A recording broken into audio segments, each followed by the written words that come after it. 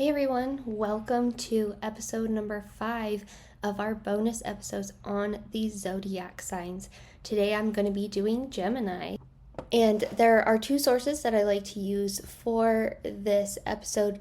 They are just some simple books. There's so much more that goes into the sign, the rising, the sun and moon. So this is just a little overview. You can definitely find more information online or other books. This is just, I kind of think it's fun. I like bringing up the traits, so you kind of like, oh my gosh, that's me, or something like that, you know? So I just used Astrology for Real Life, a workbook for beginners by Theresa. You can also get your birth chart. She mentions www.astro.com, and it has a lot of really cool tools on there as well. And I also use a simple star guide for astrology for the Modern Mystic by Vanessa Montgomery. So, what is astrology? So, it's a system of studies to see how planets and stars and their effects and what they have looks at the effects of the planets and the stars and what effect they have on humans. So they look at the correlations between the positions of the planets and the stars and their relationship to events on Earth. Then they can see patterns and positions of the planets at the time of a person's birth. Astrologers believe that we can get a much better idea of a person's character and potential by that. So going over stuff like this, it gives you insight into your personality and your possibilities for achievement or the possibilities of trouble. It can also help with timing of events, exploring compatibility, and making conscious choices. But remember, it's not a foolproof system. It will not tell you every detail of your life with crystal clear coordinates on what to do. It can be accurate, but there are many ways to look at a birth chart and many ways to interpret it, and it's always different from person to person. Like, I give examples from my birth chart, but it's not going to match your chart. So even as you look at this, even the most gifted, smartest, amazing astrologer, they can't see everything. They can't predict anything. No one has that kind of power. It is all just here to give you an idea of the energy around yourself, the energy going through you, and all of that has room for interpretation and even room for error. So it is not a guarantee, it just shows potential. So I wanted to say that because it can be frustrating. You read your horoscope and you're like, I have no clue what that means, or this doesn't relate to me at all, but you have to look at it differently. Did it happen recently?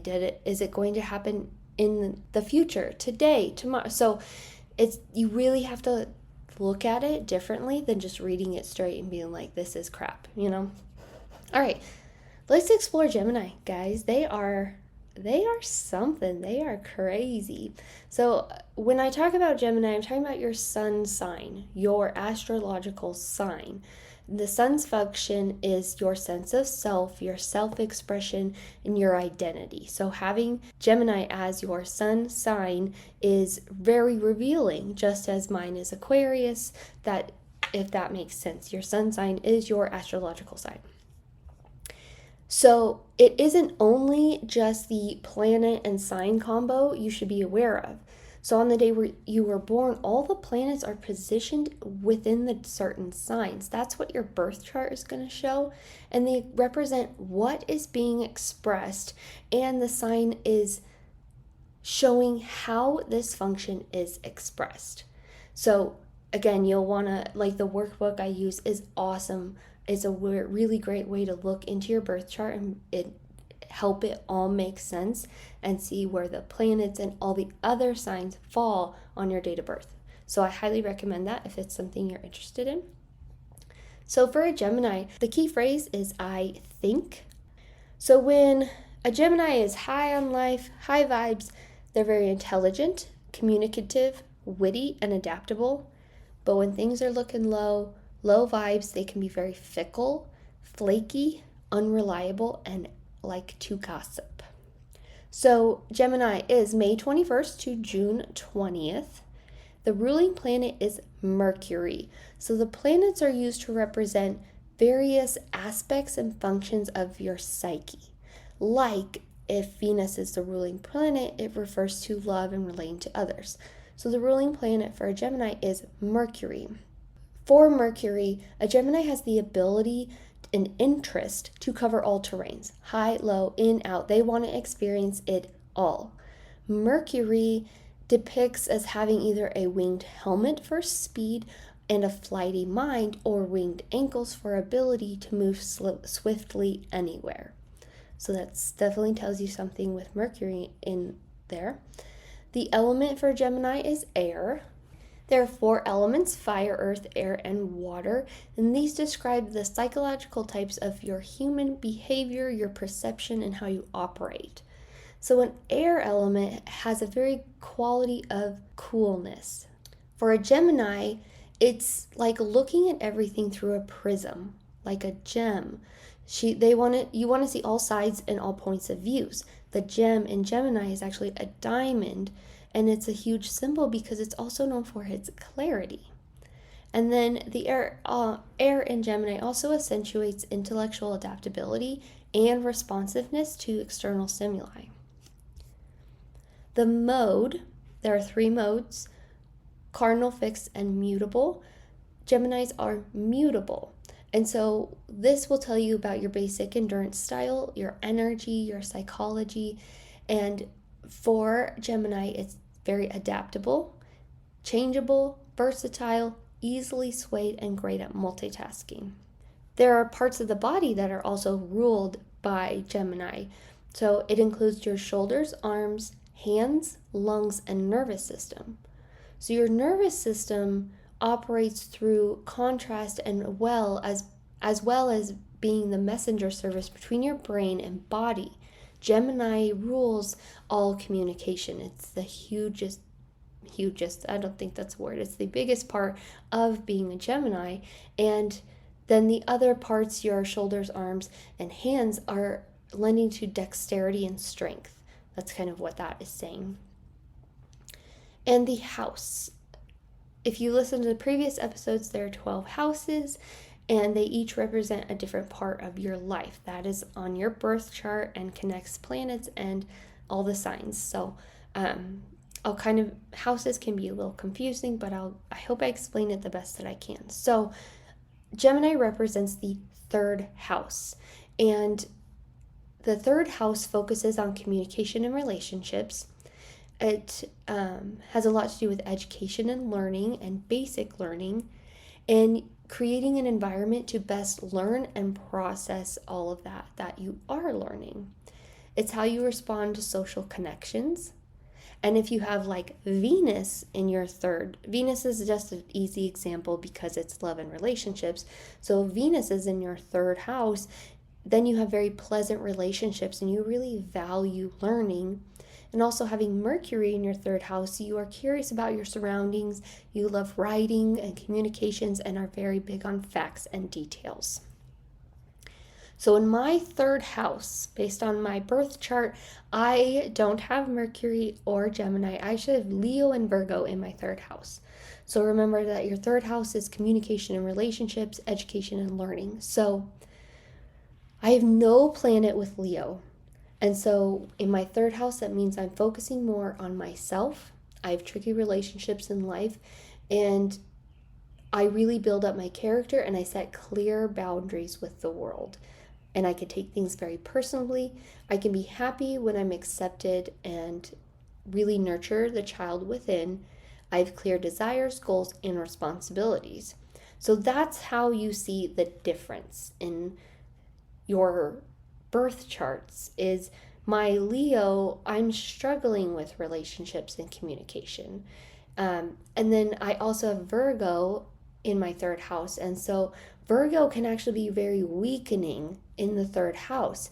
It speaks of intelligence and mental abilities and clarity, but also practical issues, psychology, routine, and health issues. Burdened with health, can be a victim or even hypochondriac. Lack of emotional satisfaction and search within themselves for faults always leave room for love, inspiration, and creativity without rational explanations for everything in their life. So that's a huge eye opener for me, because Leo and Virgo, they're working against and with each other. But then it's like, I need to look at, oh my gosh, I'm probably struggling with some things in relationships, my character, and really feeling a certain way. But I don't want to be the victim. I don't want to be burdened with health issues, things like that. So it really makes you look at things differently. And we're all different. So you may have Leo and Virgo in your third house, but maybe you have a planet. I don't have any planets in my third house, so yeah, I hope that makes sense. The personality of I almost said Virgo, a Gemini is extroverted and the color is silver. They're very intellectual. They like speech and communication and thrive on connections. They're very curious, clever, dual-natured, restless, changeable, and can be a trickster. They're extremely curious. But with them, everything happens in double time. Their nervous energy really propels them forward to constantly discover new ideas, and then they spread them like glitter. You can literally take them anywhere. They're like this motto I found in one of the books. It was said, if you never go, you'll never know. And that's a big thing when it comes to Geminis. They're not quite a deep researcher, though. They travel so fast in their mind, and it's very light. They're very busy. They love to be socialized, and they love instant access to it. So not a huge deep researcher, but like Twitter was made for Geminis for sure. They can also be very quick-witted, talk a lot. They are needing fresh ideas all the time. They're very bright. They pick up on trends and skills very quickly. They stay very youthful, very hip, and they are just so happy to move with the times. So they definitely go with the flow. So the symbol for a Gemini are the twins, and that represents the yin and yang, the black and white, with inherent duality. And so their mind and their thinking really takes them beyond the black and white and has a balance within that yin and yang. Geminis really live in their heads. They're very intelligent. They have a thirst for knowledge. And so with talking and writing, it may be a huge part of their career, like in communications or media.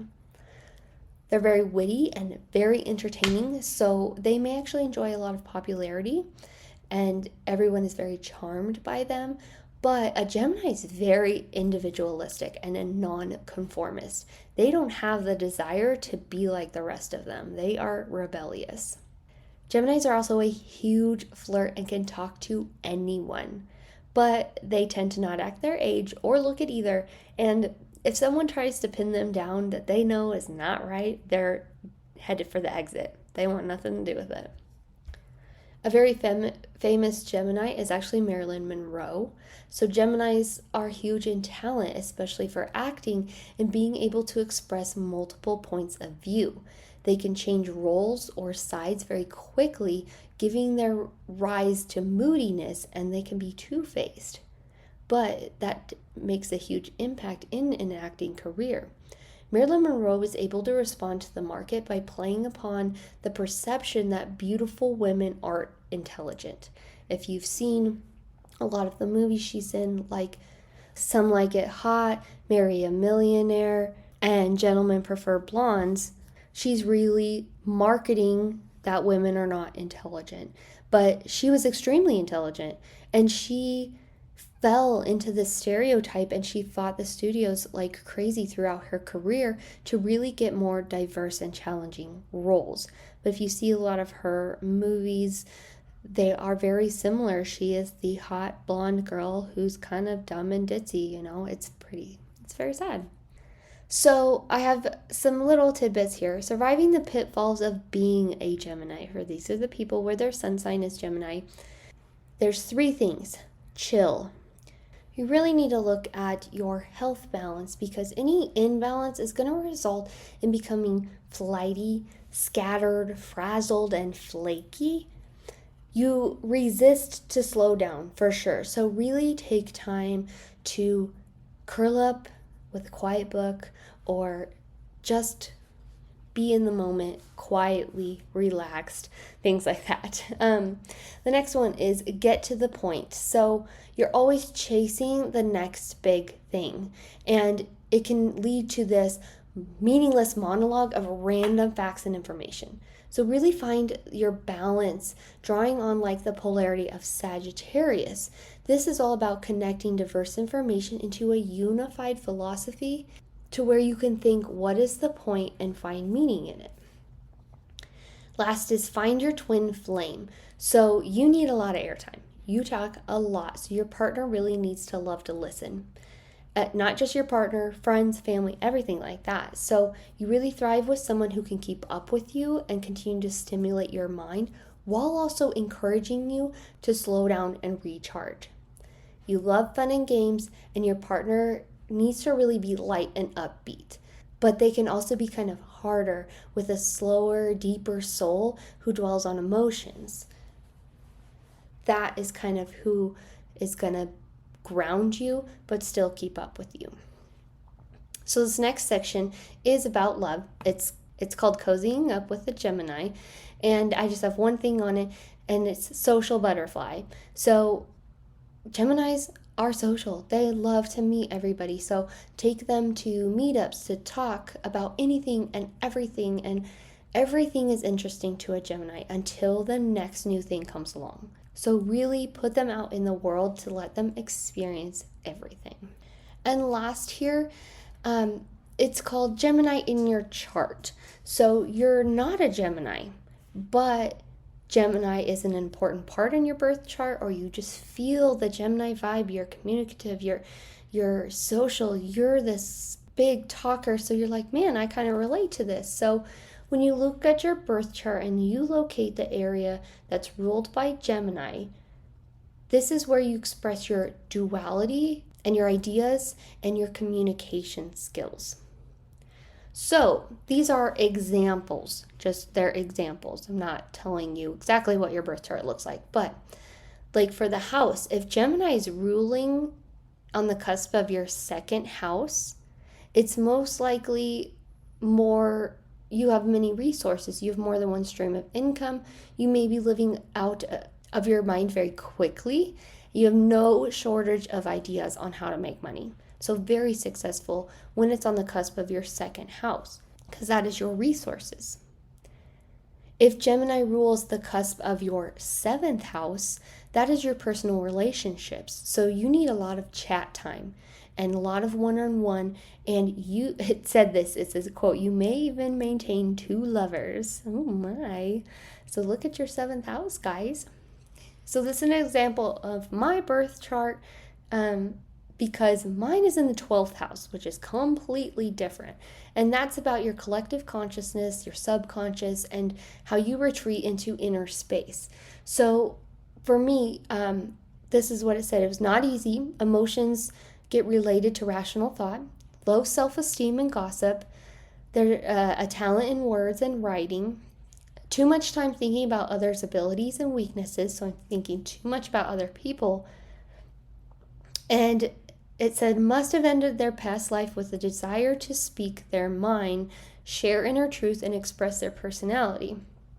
Also having strange relationships and have to work through difficulties in their mind. So, Gemini, my whole birth chart feels like a damn struggle. So I guess this is what we're struggling with, but I relate to it. It's reading that and going over that, and I was like, I get it. I really get it. And especially as an Aquarius, I have to work things out in my mind. I can inner retreat.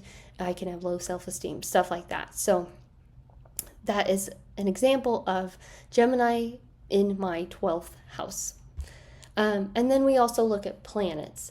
So there's not a planet in my Gemini, so I don't, I'm not going over that. But say if your moon is in Gemini, you need to use talk as a sense of intimacy about your emotions, so you can feel connected and secure and not be shut down or shut out. And then if like Mars is in, you need to act on impulse and fare better with very short-term projects, because then your energy will sustain. It doesn't like long hauls. So having even just Mars in your Gemini, that's a huge twist, because you're intelligent and you're good at this, and you're want to be in the new thing and learn new ideas. But with Mars, you need short-term projects. You're not in it for the long haul. Your energy's going to go out. And so it changes the look of a Gemini just a little bit, if that makes sense. So that's all I have for you today. I just like to do a little snippet from these 2 books that I love, but definitely go online if you're still interested. Grab workbooks. It's been pretty awesome. I love this stuff. So yeah, our next one will be June 23rd, and we're going to be exploring Cancer. I'm excited to learn more about Cancer because it is my rising sign. So yeah, but thank you all for listening. I appreciate it. I apologize for this one being late. Also, just, life. But I hope you guys enjoyed the Exeter incident episode, and then join us on the 31st, next Wednesday, as we go to Mississippi. And I also have an Instagram. You can get sneak peeks of the episodes on TikTok, and then you can also listen to the full episode on YouTube if you'd like to do that. So thank you again, and we will see you guys next week. Bye.